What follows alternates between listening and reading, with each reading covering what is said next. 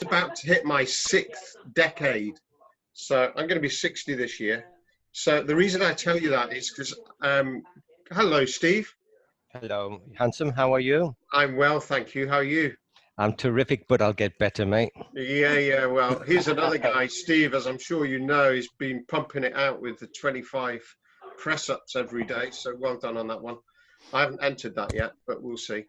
Anyway, the reason I tell you that is because when you've lived a while, you've been through a lot of different things, and what I've noticed is the more discipline that you can bring into your life when things get tough, the easier it is. Does that make sense? The more discipline you can bring into your life when it gets tough, the easier it becomes. So as soon as this lockdown happened, which was 11, 12, by the way, I am pretty disciplined. My background is as a musician. I used to sing till I was 30, so that was quite disciplined. We've run our own business for 20 years now. That you need a lot of discipline to be your own boss.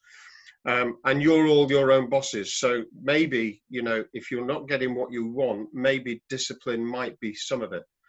And so 11, 12 weeks ago, whatever it was, we put a plan together for the team that actually developed as all these VOPs, you know, the virtual opportunity presentations, as they came on board, we put phone calls before and after them. Just half an hour of phone calls, an hour before them, and then half an hour before the Zoom op. And we do them like this so that we can see each other on the phone, either texting or phoning. Phoning is the best, by the way. Text, you're just waiting for a reaction. Phone, you can hear passion, excitement, drive, all that sort of thing. So phoning is definitely the best.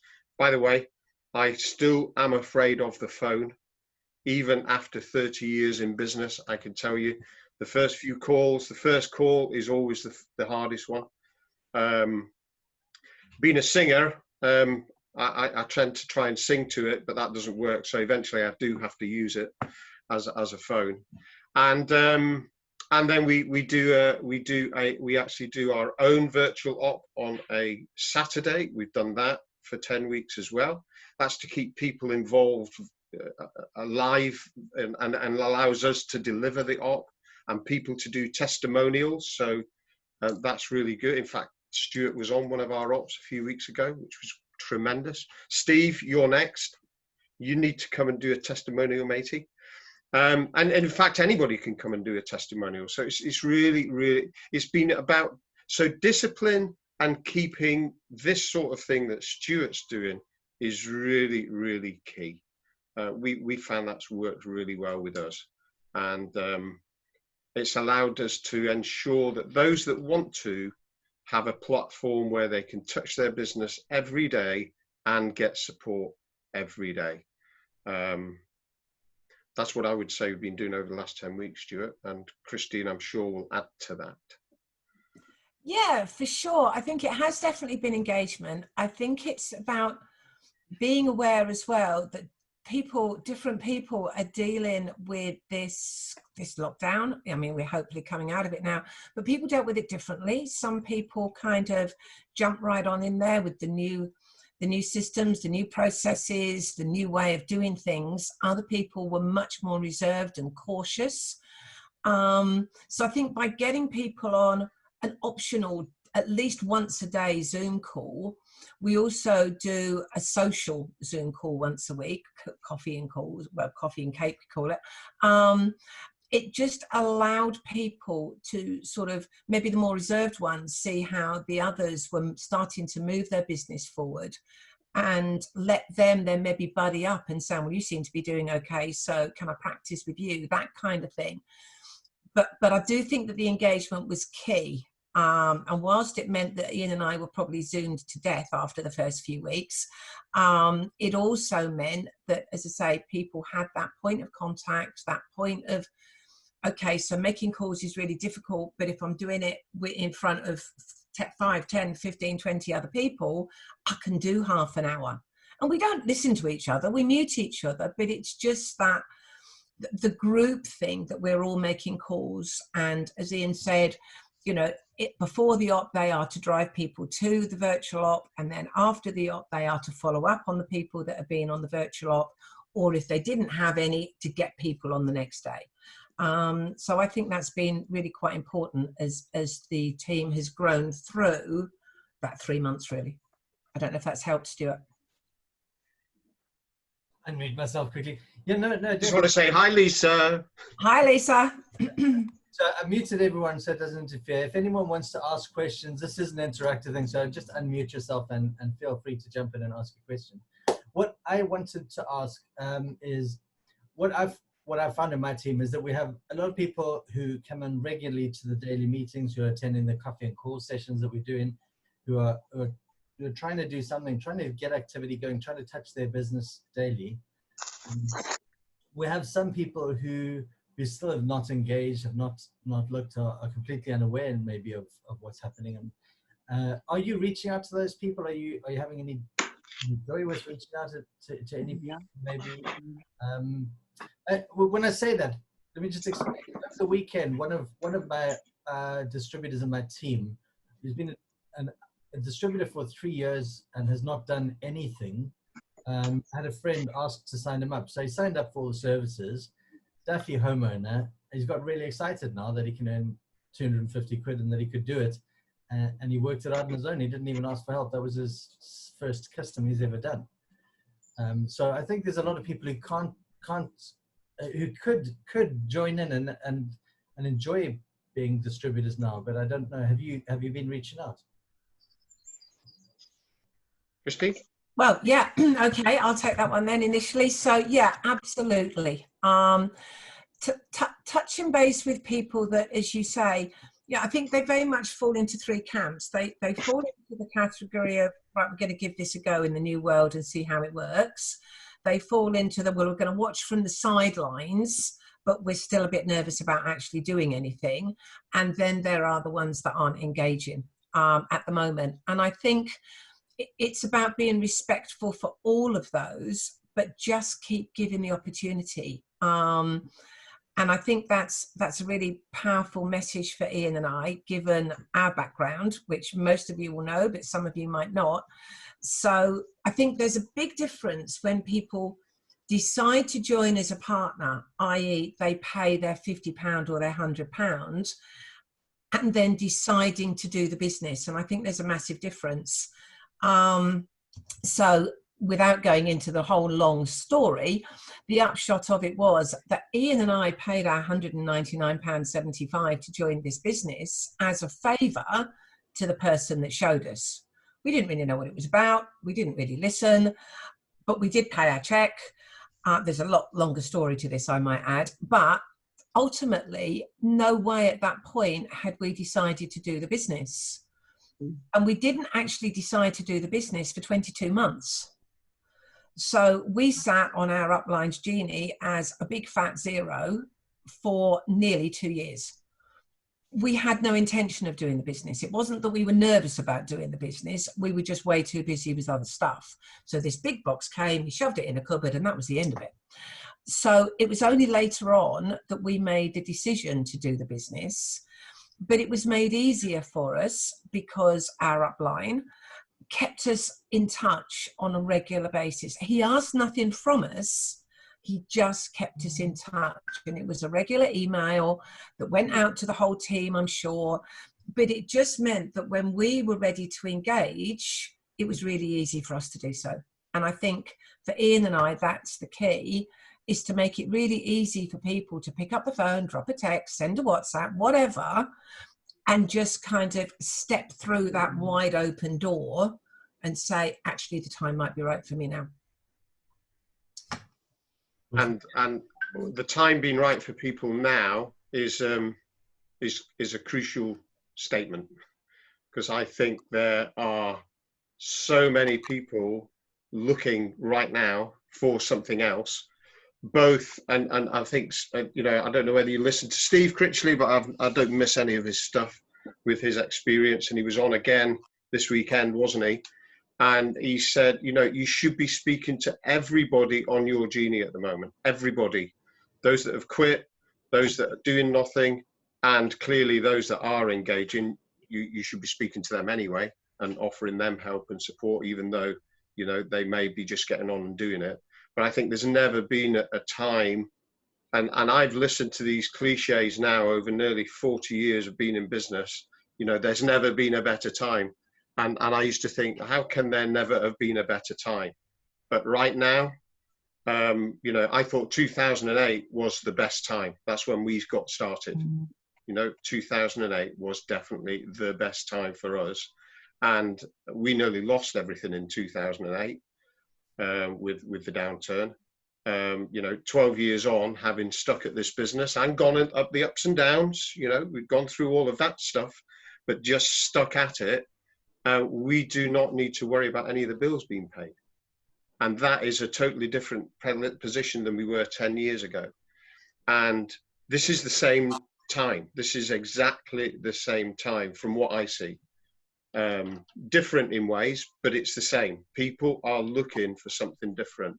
And I think those that grab hold of it right now and get excited by the prospect of sharing what we have to offer, in a way that will allow them, as Christine said, to come in and see what it's all about and find out, and we can help. This, I mean, this Zoom stuff, this supporting appointments, you know, we've got a team which is growing like crazy at the moment in Aberdeen, and that wasn't there 10 weeks ago. It was there, but it was harder to do. Whereas these Right, days, yeah. But I mean, that team wasn't there. We No, didn't have a team in Aberdeen, and one person we got in touch with who lived in Aberdeen, and that's gone ballistic. And we can support that every day, you know. So that the change is massive, but the opportunity is equally massive. And I think if we can grab hold of that, and if you can't grab hold of that, grab hold of Stuart or Steve or Lisa. Sorry, I don't know the others on the call, but you know, if you're leading your team, then make yourself available for as many people as you can to help them. I mean, we are what's known as adopters, because up here we've got a lot of people who have joined the company, but in the past they've not been able to be supported by people, you know, perhaps Lisa or Stuart. So we've adopted those people into our team meetings over the years, and we just continue with that ethos. The more people we help, whether they're cross team, you know, upline or downline, it doesn't really matter. You get into that ethos of helping and supporting, and it just comes out of you as an individual. So when you're talking to people about the potential of this amazing business that we can help and support, you're not just saying we can help and support, you're doing the help and support. There's a big difference between talking and doing. Well, actually, there's not a big difference, but there is when it comes to explaining to people. You know, the difference between sitting down and standing up is that. It's that easy. To take that action is that easy. So if you're not doing, to start doing is that easy. We just need to do a little bit. So if I was to put that into my sporty thing, the bike, yeah, you can buy a bike and have it in the garage. It won't do you any good. You can take it out of the garage and wipe it down and wash it and on-oil it. It still won't do you any good, but you're touching the bike, you're touching the business. And eventually, and this is how I started 10 years ago, I got on the bike and did 5 minutes, and I was exhausted, 15.5 stone, exhausted. Now I'm not 15.5 stone, I'm 12.5 stone. And, you know, last year we did Land's End to John O'Groats, I've done London to Paris. So that mindset of starting small and helping others, you know, and with Stuart and myself and Steve, the things that we've done, we're able to help and support others. So with that emphasis into this business, it's amazing. I just find it amazing. And the reason I tell you that story, there's a difference between talking, listening, reading, and doing. And if you're not quite doing it yet, get somebody that will help you to do. I saw Lisa. Ian, I saw Lisa nodding there. Ian, it's all about the old adage, isn't it? Actions speak louder than words. Absolutely. You've got to do the do, because otherwise nothing happens at all. And even if you do it badly to start with, that's fine, because the more that you do it, you'll get better. And I'm witness to, prior to lockdown, I held my very first big Zoom meeting. There were 97 people on it, and I'd never done this before. I was really a complete failure that evening, so that an IT guy in my team had to run round here and help me with the controls, because I hadn't a clue what I was doing. But actually, I kind of look back and think, well, that was fine, because I was showing the team, you don't have to be that good to do this. Absolutely. And now I'm actually a bit of a Zoom queen.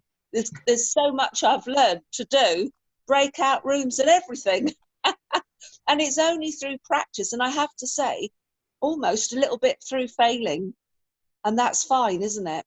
It is. And, you know, and I'll shut up in a minute, but the cycling is such a big lesson for me, because I used to cycle all the time. I was quite a big cyclist in my teen years. But I'd never had cleats, ever. I'd never worn Lycra, ever, by the way, either. Here I am at 50, not having cycled for 30 years. I bought a good bike, right? I didn't buy a cheap bike. I bought a good bike. And this is a good company, you know, it's got good history. And then I picked up the bike and I put cleats on and I bought all the kit. So I looked fantastic.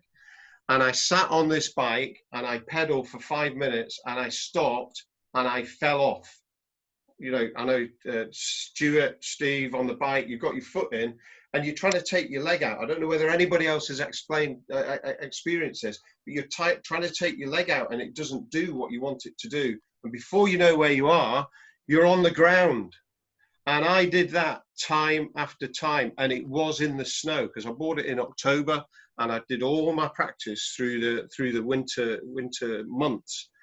And you know, this business at the minute, we're fortunate, and Lisa and those that have been in the business a while have been through quite a bit of winter over the last 3 or 4 years. It's been quite tough. With some of the stuff that we've had to do, and you know, the double gold customer, and why do we need homeowners, and all that stuff. And then when you come through it and you know that Charles and Andrew, they've got the vision of where we're going, we've now got such a solid business, and it changed. And the other message I would really stick on here is, in our first 12 months, we signed up 100 customers. And it was relatively easy because we were landlords. So we had nearly 100 tenants. Okay? Yes, Lisa. Yeah. And about 6 months later, the plan changed. And it changed to 50% less for tenants. Now, we were only getting tuppence anyway, because the tenants don't spend a lot of money in some of the houses that we were at. And tuppence is just a throwaway comment. It means not a lot up here. And we nearly quit. We nearly quit because we were estate agents at that point, or we had been, and we were used to earning some reasonable money. And here we were being paid 20 quid was the maximum we could get if we took all the services, but most of the tenants didn't, so we get about a £5. And then the residual income that came in was not very good. Yeah. And we nearly quit. But a good mentor of ours called Steph Longworth, I just remember him saying, just never quit on a bad day. Never, ever quit on a bad day. And we've never quit on a bad day. And the reality is you don't quit on a good day anyway, because you're enjoying yourself. And we changed it took us, I bet, nearly 3 or 4 years to change all those tenants into homeowners. And now our homeowners are about 15%. It took a long time to drill through that. But the reality is, 10 years on, as I said, you know, we're not where we want to be in this company, but we are in terms of finances and having the bills paid. So there's a lot more for us to do. And what's exciting, and it is exciting, is that it feels like a brand new company at the moment. Just feels brand new. It feels like 2008, something that's brand new. And when things are brand new, you do have a different passion, drive, enthusiasm, and it comes out of your whole being when you're talking to people. And I remember in 2008, now, I hadn't a clue what I was talking about, but I knew I was enjoying it, and people joined. I don't know whether that helps you at all, but this is a huge new, if you can treat this as a new opportunity, wherever you are, I believe over the next 3, 4, 5 years, you will absolutely ring fence whatever it is that you want to ring fence. Whether it's, you know, we used to start off by saying, you know, join this business and get, why not start with something small? Let's make sure that every month your television license is covered. Now the compensation plan's totally different, isn't it? For one quick customer, you know, you can not only cover a big bill or have all your household bills covered, but you're also building a pension for 7 years. Every time you do that, that happens and this happens. That happens and this happens. That happens and this happens. And when you're doing that, people want to join you on your journey. So then other things happen. This happens, and then that happens because somebody joins. So instead of getting one, you've now got two. And that then duplicates forward. And grab hold of this now, because I'm going to be quiet now for a while. In fact, I'll be quiet for the rest of the time, Stuart. Ian, Trisha's just asked there on the chat. She said, "Can you repeat more discipline that you bring into your lives? The more, yeah." She says, can you repeat that? And then how do you do that?" And I think to add to that, yeah. What's your and Christine's daily method of operation? What do you do on a daily basis? Because you are disciplined. So what does that really mean? Well, I'll start off with what I do in the morning, and then Christine can carry on. But my daily discipline in the morning has nothing to do with this business, although it's got everything to do with this business. And there's one thing I always do, and when I get out of bed, you'll have heard the saying, "I got out of the bed the wrong side." Anybody heard that one before? Yeah, so you've got out in the wrong mood or whatever. This is my top tip for people that do that, and I do this because this will make you laugh. Okay, you get back in the bed and you get out the other side. And when I say you do it, I mean you do it. You get back under the duvet and you get out the other side. And that action, that little action, can totally change your mindset. And if you wake up and you're in the right mindset, then you can pretty much do anything that happens. The other thing is, I would make sure you get up early, because that first 2 or 3 hours in the morning, you can get so much done with no distractions. And I learned this years and years and years ago. I mean, years ago, not, you know, this is something I've done for a lot. When I worked for a financial services company, I was up at 5:30 every day, and I did 2.5 hours of admin and stuff that during the day would have taken me all day. What did that allow me to do? Well, it allowed me to play some golf. You know, it made my day much easier. So the discipline of your health in the morning, whatever that might be, you know, always drinking water, you know, have that beside you. I always, you know, 9 times out of 10, I go for a walk in the morning. 3 times out of 7, I'll do my cycling in the morning. You know, those things that you can do in the morning, and any admin that you've got to do, you know, get it done. And something I learned from Jim Rohn, I used to have loads and loads of books. I don't know whether anybody's got loads of books. I can probably find them all. One was for this, one was for that, One was for the next thing. And Jim Rohn says, just have one journal. In fact, I think Clive Leach, I got it off him. He was sharing it from Jim Rohn. So he said, just have one journal and put everything in it. Your list, what you're going to do shopping, or just put it in, record it in the journal. So that setup at the start of the day is so important as a discipline.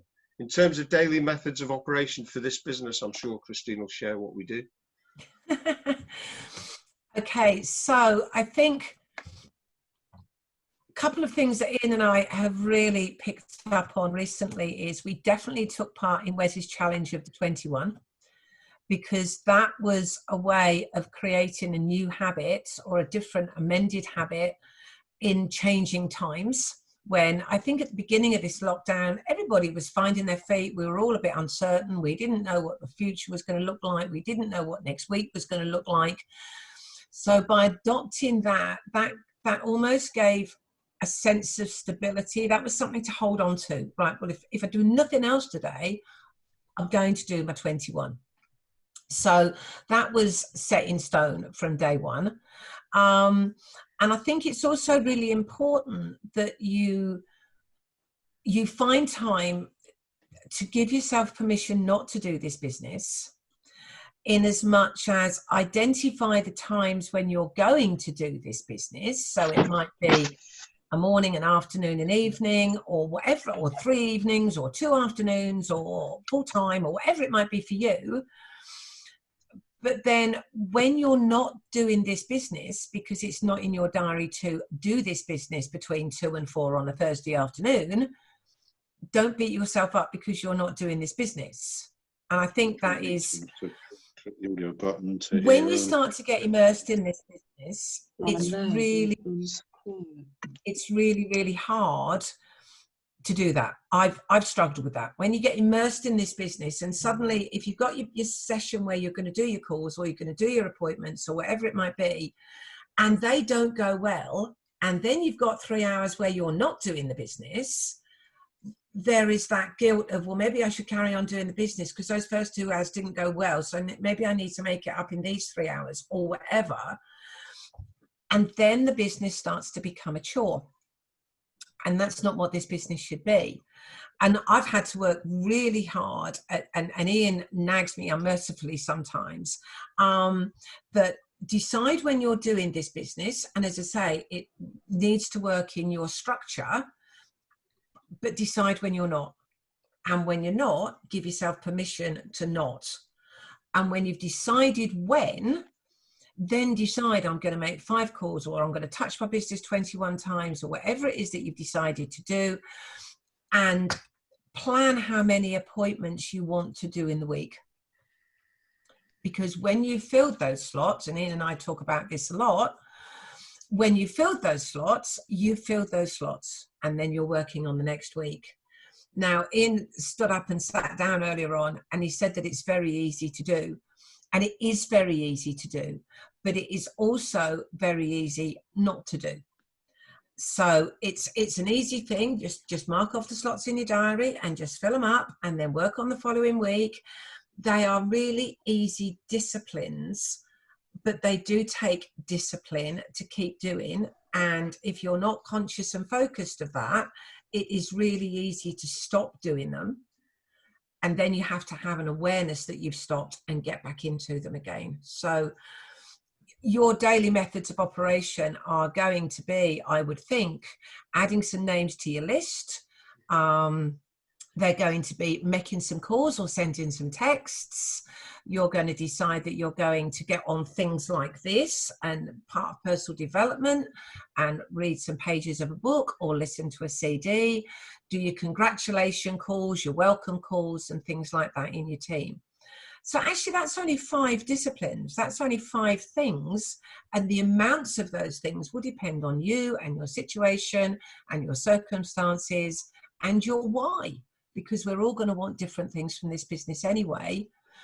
And just accept the fact that they are really easy to do, but by golly, it's really easy to fall off that wagon and then have the discipline to get back on it again. And that's okay, because it's the same for everybody on this call, as far as I can think. So that would be my added bit to that, really. Fabulous, thank you. Guys, we've had half an hour, so I don't want to monopolize your whole day. Really enjoyed that. The results, the stock market results came out this morning. I posted them to our group. I don't know if you've had a chance to look at them. They are outstanding again. The share price has jumped 80 pence already this morning. Wow. There's the monthly buzz tonight, isn't there? That's going to be phenomenal. So yeah, do you want to say any last words? I think everyone in this group is registered to go on to the monthly buzz, but I think it's going to be a phenomenal evening and day. Yeah. There's I don't know whether this is a question down here from Trish that says, that's really interesting, decide how many appointments to do. We'll not go into that at the minute, but if you've not yet had a look at the Fast Start Planner on the partner portal, I would urge you to do that. Go on to the Fast Start Planner on the partner portal. It will take you through your why. It then will take you through how much you want to earn. It will then give you an example, an idea of how much effort you will need to put in terms of calls, appointments, etc. Give you that example. It will then, you know, list calls and appointments. You know, if they were the only things you did every day, your business would grow. And this Fast Start Planner takes you through that. It takes you through, you know, add to your list, what you're going to say, and then you know, the appointment is there for you to do. So go on to do that Fast Start Planner. Practice with each other. Find somebody on your team to go through it with who's maybe not as engaged now, and say that you'd just like some help. You'd like somebody to talk to whilst I go through this. And so doing all this third party thing is really, really good, because you're not putting the pressure on the individual who you might want to be getting going. You're just letting them see. So the Fast Start Planner, I think, is absolute. I think that's been a fantastic addition to the way that it works automatically. Is really, really good on the partner portal. That's what I would add, Stuart. Thank you. Thank you all for listening. Very much. Yeah, hope that's been useful. My final words would probably be, and it was, again, I'm going to repeat it from Steve on Sunday, when he said that Charles had said to him, just trust me. And I think that's the key thing. Just trust the company. As Stuart said, you know, the report that's come out is brilliant. This company never fails to deliver. So whether you're having a good time or not such a good time at the moment, just trust the company, trust the people, get on the monthly buzz, because I'm sure there's going to be a lot more on there, and then start to trust yourself. And they would be my final words. What is it? Yeah. Thank you very much, guys. Thank you. I've enjoyed you this morning. Nice to meet you both again. See you. Thanks, Steve. Take care, guys. Okay. Bye, everybody. Thanks. Bye. Bye. Bye.